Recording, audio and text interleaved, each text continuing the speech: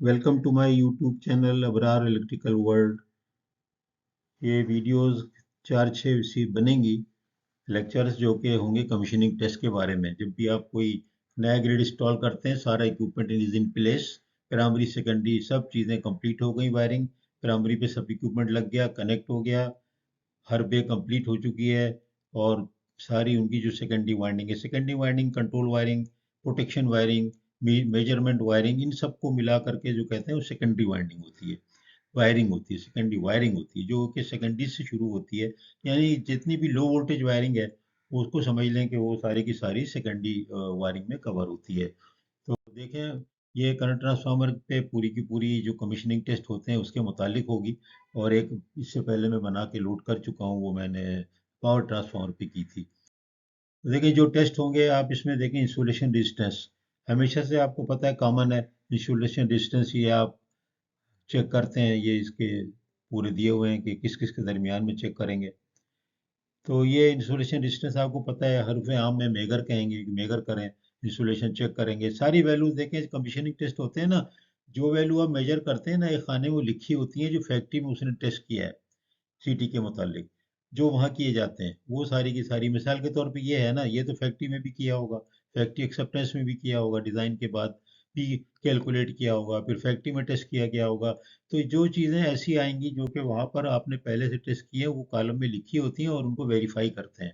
और जो चीज़ें यहाँ पर वायरिंग के बाद की हैं, मिसाल के तौर पे कंट्रोल वायरिंग है सिटी की, अब वो आपने 4 मिलीमीटर 6 मिलीमीटर स्क्वायर के कंडक्टर से रिलेस को कनेक्ट किया है, एम मीटर को कनेक्ट किया है, एनर्जी मीटर किया है, तो वो जो चीज़ है उसकी रेफरेंस वैल्यू कोई नहीं होगी, वो फिर आपको यहीं पर चीज़ें मिलेंगी। और यहाँ पर आपको देखना पड़ेगा कि हाँ वो वैल्यू सही आ रही है, या जो इक्विपमेंट लगा है सही ऑपरेट हो रहा है या नहीं हो रहा है।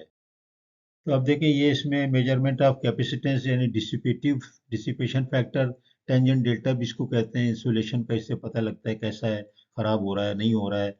और ये पार्शियल डिस्चार्ज अलग चीज़ होती है, शायद किसी वीडियो में मैंने दोनों को गलती से मिला दिया था, तो वो देख लीजिएगा। बहरहाल ये जो है ना, ये इंसुलेशन की कैपेसिटी, कैपेसिटेंस का मतलब है कि इससे क्वालिटी पता लगती है, और ये कंपेयर ही होता है, पहले का टेस्ट किया होता है और आप यहाँ जो करते हैं उसको दोनों को कंपेयर करते हैं। फिर ये देखें, मैंने रेड में किया हुआ है नी पॉइंट वाला। अब नी पॉइंट वोल्टेज आपको पता है कि बस एक एक कोर होता है प्राइमरी, सेकेंडरी में जो कोर होता है मेजरिंग का कोर हो गया, उसके बाद प्रोटेक्शन के कोर हो गया, 1 2 दो हो गए कोर प्रोटेक्शन के, जिसपे आप नॉर्मल रिलेज ओवर करंट लगाएंगे, अर्थ फॉल्ट लगाएंगे। और उसके बाद नी पॉइंट वोल्टेज वाली एक होगी जिसमें कि डिफरेंशियल प्रोटेक्शन पे लगाएंगे, बहुत एक्यूरेसी हाई चाहिए, वो नी पॉइंट से पहले पहले उसका ऑपरेशन होना चाहिए, उसके अंदर वोल्टेज कैलकुलेट करते हैं। मैंने डिटेल वीडियो बनाई हुई है नी पॉइंट वोल्टेजेस पे और डिफरेंशियल रिले के हवाले से, डिटेल वीडियो बनी हुई है, आप उनको जाके देख सकते हैं। तो देखें, और बाकी चीज़ें लिखी हुई हैं, आपको उसको पढ़ सकते हैं, रोक के देख सकते हैं। फिर हर सिटी का आप वेरीफाई करेंगे ग्राउंड जो है एक पॉइंट पे है कि नहीं है। अब ग्राउंड एक पॉइंट पे है, वो आपको फिजिकली देखना है। और जो सेकेंडरी वायरिंग में जब इंजेक्शन करेंगे सेकेंडरी करंट का, तो आप देखेंगे कि रिले सही ऑपरेट हो रही है कि नहीं हो रही है। तो ये प्राइमरी इंजेक्शन भी करेंगे, प्राइमरी इंजेक्शन जब करते हैं सिटी में, तो इसका मतलब प्राइमरी टर्मिनल पे आप सीरीज में लेते हैं उसको और एक मल्टी एम्पियर मीटर लगा देते हैं। मल्टी एम्पियर मीटर से फर्ज करो कि 1000 एम्पियर की प्राइमरी रेटिंग है, तो आप उससे 500 600 400 एम्पियर देंगे। बहुत कम देंगे तो वैल्यू सही नहीं आने वाली कि 50 एम्पियर दे रहे हैं 1000 पे, तो आप कम से कम 30-40% तो दें। और उसके बाद जो है वो सेकेंडरी पे वोल्टेजेस आप मीटर पे चेक करेंगे, अपने मीटर लगा के भी देखेंगे, और प्रोटेक्शन रिले में भी देखेंगे। अब उसमें अगर आप देखेंगे डिफरेंशियल रिले ऑपरेट हो रही है गलती से, जब आपने सिटीज़ में करंट दे दिया, दोनों सिटीज़ में साथ भी देंगे फिर हम डिफरेंशियल के लिए, इसका मतलब वो ग्राउंडिंग का कोई प्रॉब्लम है। मैंने आपको बताया कि जो डिफरेंशियल प्रोटेक्शन होती है उसमें न्यूट्रल सिटीज़ का टूवर्ड द ऑब्जेक्ट बनता है। अगर बस बार के डिफरेंशियल है तो दोनों सिटी चेक करेंगे, और दोनों सिटीज़ के न्यूट्रल बस बार की साइड पे बने होने चाहिए। तो वो तो पोलैरिटी से पता लगता है, पोलैरिटी का टेस्ट जो है वो भी इसमें करना होता है, आगे आपको बताया जाएगा। तो ये चीज़ें जो आएंगी जो ज़रा मुश्किल होंगी, तो वो ज़रा हम उसको आराम से कर लेंगे। फिर देखें ये लीड डिस्टेंस वैल्यू, ये देखें ये भी मेजर होनी है। ये लीड डिस्टेंस वैल्यू कहाँ काम आती है आप याद करें। जब हमने नी पॉइंट वोल्टेज कैलकुलेट किया, वहाँ पर आपने सिटी का सेकेंडरी का रेजिस्टेंस लिया, वी ए बर्डन लिया, फिर आपने सेकेंडरी डिस्टेंस जो था लीड का लिया, डबल करके लिया, आने और जाने का लिया, फिर रिले का अपना आपने रेजिस्टेंस लिया, उन सारों को फिर आपने वोल्टेज निकाला, वोल्टेज निकाल के उसके बाद वोल्टेज और जब निकाल लिया तो फिर आपने आई स्क्वायर आर या वी स्क्वायर आर से आपने उसका पावर निकाला या वी निकाल लिया। तो ये सारा हम दूसरी वीडियो देख चुके हैं। फिर आप देखें secondary current transformer at each test block shall include recording of the current magnitude, मैंने आपको भी बता दिया है। बर्डन जो है वो भी आप हर एक को वोल्टेज करंट मेजर करेंगे, बर्डन निकलेगा।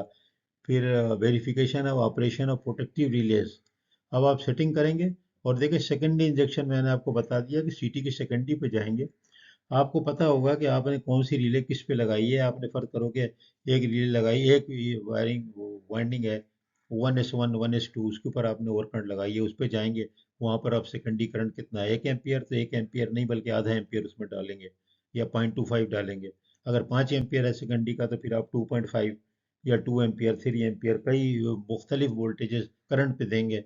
और आप देखेंगे कि आपकी रिले ऑपरेट हुई कि नहीं। रिले पे आपने सेटिंग करके रखी हुई है, आप देखेंगे कि रिले में उस सेटिंग पे ऑपरेट होती कि नहीं। तो ये वेरिफिकेशन ऑफ रिलेज वगैरह देखें। ये सीटी का जो टेस्ट है ना, ये बड़ा गंभीर है, इसके अंदर बहुत प्रॉब्लम है, बहुत इसके अंदर डिटेलिंग है। तो ज़रा देखिएगा कि सीटी के टेस्ट में कितनी चीज़ें हैं। मुश्किल कुछ भी नहीं है, आसान है, टर्मिनोलॉजी समझने की बात है।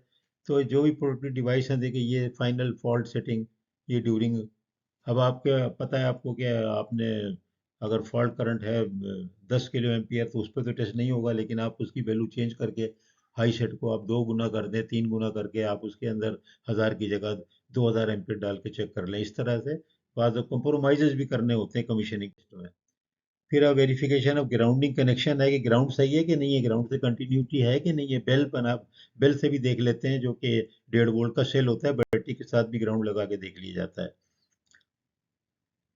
फिर इसी तरह ये ऑन लोड टेस्ट भी सीटी के करेंगे, सेकेंडरी करंट मेजरमेंट करेंगे, मेजरमेंट ऑफ बर्डन। ये तो मेरा ख्याल है पहले हो चुका है, शायद डुप्लीकेशन है कुछ, तो आप देख लीजिएगा इसको। तो ये जो है मैंने बहुत तेज़ी से कवर किया है सीटी को। सीटी के ऊपर बहुत ही टेस्ट होते हैं, बहुत ज़्यादा इसके ऊपर टेस्ट करने होते हैं। आप देखें कि और सीटी के ऊपर कंप्लीट टेस्ट करने में 1 दिन से ज़्यादा लग जाएगा।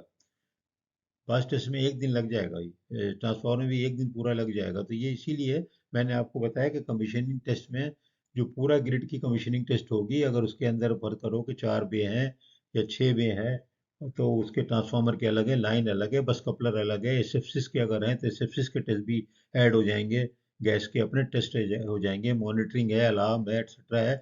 तो कमीशनिंग टाइम किसी भी ग्रिड का 1 महीने से कम नहीं होता। 2 महीने आमतौर पे या 3 महीने मांगता है कंट्रैक्टर, लेकिन उसको एक्सक्यूज करते हैं, कभी शॉर्टेज होती है तो महीना 1.5 महीना तो होगा। तो ये टाइम भी अंदाज़ा रखें कि ये टाइम कितना ले रहा है। ये मैं समझें कि सारे टेस्ट जो बताए जा रहे हैं, ये जो है बस आप 1 हफ्ते में कर लेंगे, 1 हफ्ते में नहीं होंगे। तो ये मैं इसके एक कंसेप्ट दे रहा हूँ, क्योंकि जो चीज़ किताब में नहीं लिखी वो भी मैं कह रहा हूँ, क्योंकि मैंने खुद ये टेस्ट किए हुए हैं और डील किया हुआ है, और मैन्युफैक्चरर से भी डील किया हुआ है, और मैंने फील्ड में खुद टेस्ट भी किया हुआ है कि कितना उनको हम दे सकते हैं मार्जिन, उनको भी तंग नहीं करना है, कितना टाइम कम कर सकते हैं, कितना उनको देना चाहिए। ये नहीं कि मैं बिल्कुल गलत उनसे डिमांड कर लूँ कि बस सारे टेस्ट कर दो हफ्ते भर में, तो या तो कोई गड़बड़ करेगा, अगर वो कह रहा है हाँ तो इसका मतलब है कोई गड़बड़ है। तो इसलिए ऐसा बात ना करें कि आप इतना उससे कम ना कराएं कि वो टेस्ट हो ना सके प्रॉपर वे में।